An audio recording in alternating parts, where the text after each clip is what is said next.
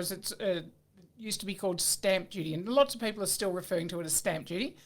And whether we call it transfer duty or stamp duty or that tax that we have to pay when purchasing a property, no matter what it is, the New South Wales Government in its budget this week has released details of the planned reforms to transfer duty, as it's now called, for New South Wales residents only.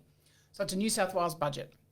Now, under this new scheme, first home buyers, who we all want to support in every single way, will be able to choose between an upfront payment or a smaller annual tax, or property tax, if they're purchasing a property up to the threshold of 1.5 million.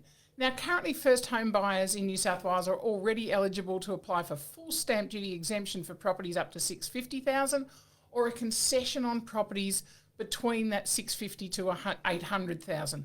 So that's a great incentive, and that's not changing. Now, under this new initiative, first home buyers who opt into the tax, so it's a choice, they will opt into the tax, will pay an annual property rate of $400 plus 0.3% of the land value of the property. Now, the government expects that roughly, they're anticipating roughly 55,000 people will take up this scheme every year. Now, mind you, that will give New South Wales a projected shortfall in revenue in the next 4 years of about $728 plus $1 million. So that's a lot of money that's not going into the government budget, or the government coffers, as it's often referred to as, in terms of what the government can spend money on. So there's an issue that needs to be dealt with as well. But when you think about it, so some rough figures here. If a first home buyer purchases a property for $1 million, and if they paid the transfer duty up front, it would be $40,305, apparently. If they choose the annual property tax option, it will cost them $3,400 per annum. So the $3,000 is the 0.3% of that $1 million purchase price, and the $400 every year, so $3,400 per annum. Now, under these changes, the property won't be locked into the scheme, apparently, if it is sold.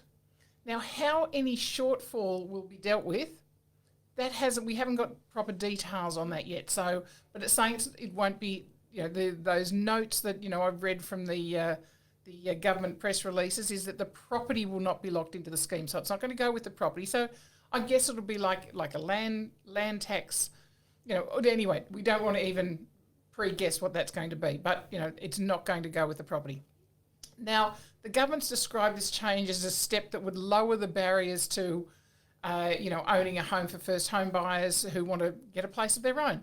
Now, we've also got to start questioning the availability of housing stock in this same scenario, but at this stage, that's not being discussed either. So hopefully, as the legislation for this gets nutted out and thought through by brains, that hopefully that a good brain sitting around the table doing that, all of that housing availability, housing affordability, and the issue about, what happens when the property's sold and where does the shortfall come from, that'll all get discussed, and, we'll all start talking about that in months to come.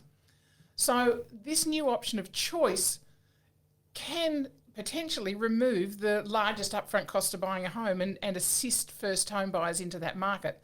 So, when you're looking at buying at $800,000 or $850,000, some of those, those properties around that, there's no, that the current first home buyers scheme isn't giving you any advantage or any discount as a first home buyer when it's over that $800,000. So, it apparently the stats around who are first home buyers and the share of first home buyers under 35 years of age has declined from 67% to 61% in 2 decades. So obviously this new scheme is aimed at lowering that percentage and or rather raising the percentage of under 35s who are getting into the property market. So now the legislation to establish this property tax will be introduced later this year. So, it's already, closing in on the end of June. So, later this year is pretty soon.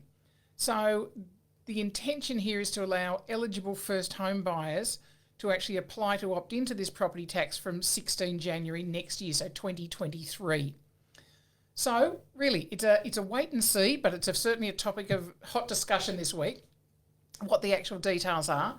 And as an agent, as a property agent, you need to be really careful when discussing this option with potential first home buyers, because it's going to be something that they ask you, hey, what about this? What about this? Now, most of you are pretty good at knowing what the current first home buyers stamp duty or transfer duty issues are. But with what's projected, we don't know the real details here yet. So be really careful. Tell anybody who's asking you those questions, well, this is what we know so far, but you obviously they need to go and talk to their accountants, their solicitors, and get proper advice around when and if and, what they're going to be doing about, first home buyer opportunities here. You certainly don't want to be seen as giving financial advice, because you are not allowed to do that, and there's penalties attached to agents doing that under the Property and Stock Agents Act. So, guys, good information to have. Let's watch where it's going. We'll certainly keep you informed around that point, and just be careful about how you're discussing that with your potential first home buyer purchasers.